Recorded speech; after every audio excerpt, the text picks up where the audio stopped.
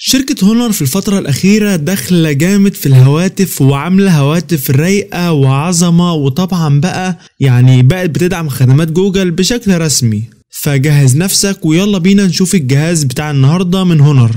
قبل اي حاجة يا اهلا بيكم مشاهدين ومتابعين قناة موبي سي. احنا النهاردة هنتكلم عن هاتف هونر X9A. هنتكلم عن كل مواصفات الهاتف، المميزات، العيوب، السعر، المقارنة اللي في اخر الفيديو. اي حاجة محتاج تعرفها عن الهاتف هنوضحها بالتفصيل. ولكن قبل اي حاجة ما تنساش ضروري تدعمنا بلايك واشتراك وتفعل الجرس، ويلا بينا نبتدي الفيديو.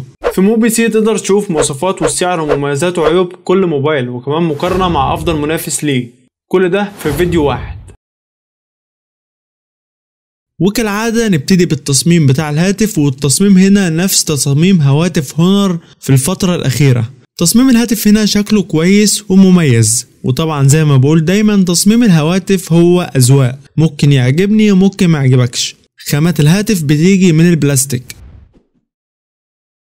على طول نخش على شاشة الموبايل، والشاشة هنا بتيجي بحجم 6.76 بوصة مع جودة فول اتش دي بلس وبدقة 2400 في 1080 بكسل، مع معدل كثافة بكسلات 395 بكسل لكل انش. والشاشة هنا اموليد، والشاشة بتقدم لك معدل تحديث 120 هرتز، وسطوع الشاشة 800 نتس. طيب هل الشاشة هنا كويسة ولا لأ؟ طبعا الشاشة هنا كويسة جدا، وهتاخد منها أداء كويس جدا سواء في المشاهدة أو سواء في الألعاب، وده بسبب إن الشاشة أموليد، وكمان بسبب ال 120 هرتز معدل تحديث. فبشكل عام الشاشة هنا على فئة وسعر الهاتف هتاخد منها أداء كويس. وفي حاجة كمان في الشاشة، إن هونر قايلة إن الشاشة ضد الكسر بشكل فعلي، يعني مش مجرد حماية على الشاشة، لا الشاشة ضد الكسر وضد الصدمات وضد كل ده. ولكن طبعا ده مجرد كلام، ما نعرفش هل هو فعلا ضد الكسر ولا لا. هونر بتقدم لك في الهاتف ده معالج سناب دراجون 695 اللي بيجي بدقة تصنيع 6 نانو، والمعالج ده بيدعم خدمات الجيل الخامس. طيب هل المعالج هنا كويس على سعر الهاتف وفئته ولا لا؟ ركز معاه كويس. المعالج هنا يعتبر كويس، وهتاخد منه أداء كويس سواء في الاستخدام اليومي أو التصفح أو سواء في الألعاب. كمان المعالج موفر للطاقة بشكل كبير بسبب ال6 نانو. ولكن وركز معاه في النقطة دي، ان المعالج كان مفروض يكون اقوى من كده شوية بسبب سعر الهاتف. هو المعالج كويس ولكنه مش الافضل في سعره، وفي هواتف تانية بنفس السعر بتقدم معالجات اقوى. الهاتف بيجي بنسخة وحيدة وهي 256 جيجا مع 8 جيجا رام، والهاتف مش بيدعم تركيب كارت ميموري خارجي.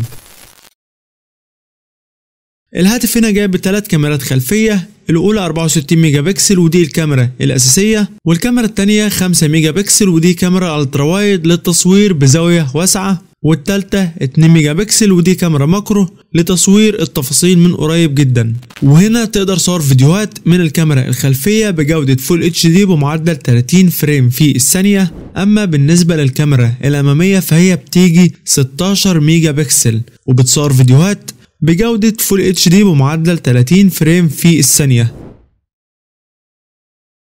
بطارية الهاتف هنا بتيجي بحجم ممتاز 5100 ملي أمبير، بطارية كبيرة وكويسة، وهتاخد منها أداء كويس جدا، خصوصا إن المعالج موفر للطاقة زي ما قلت قبل كده، بالإضافة لدعمها الشحن السريع بقوة 40 واط. الهاتف انت هتطلعه من العلبة بأندرويد 12. الهاتف بيدعم خدمات جوجل بشكل رسمي. الهاتف بيدعم NFC. الهاتف مش بيدعم منفذ السماعات. منفذ الشحن بيجي من نوع التايب سي. سماعات الجهاز لا تدعم الاستيريو. الوان الجهاز هما الفضي والاخضر والاسود، والهاتف هنا بيدعم البصمة وموجودة في الشاشة. ولو عايز تعرف تفاصيل بشكل اكبر عن الموبايل وتقارن بين جهازين محتار بينهم، ممكن تكتب على جوجل موبي سي بالاضافة لاسم الموبايل اللي انت عايزه، وهتلاقي زر المقارنة في اخر الصفحة. وقبل ما نخش على المميزات وعيوب الموبايل ادعمنا بلايك واشتراك، ويلا بينا نشوف المميزات والعيوب. نخش على مميزات الهاتف، وطبعا الشاشة على سعر الهاتف كويسة وهتقدم لك أداء كويس جدا. البطارية مع الشحن السريع كويسين الصراحة.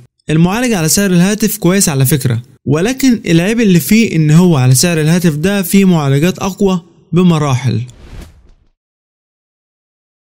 بالنسبة للعيوب فالهاتف مش بيدعم تركيب كارت ميموري خارجي. الهاتف مش بيدعم منفذ السماعات. سماعات الهاتف لا تدعم الاستيريو.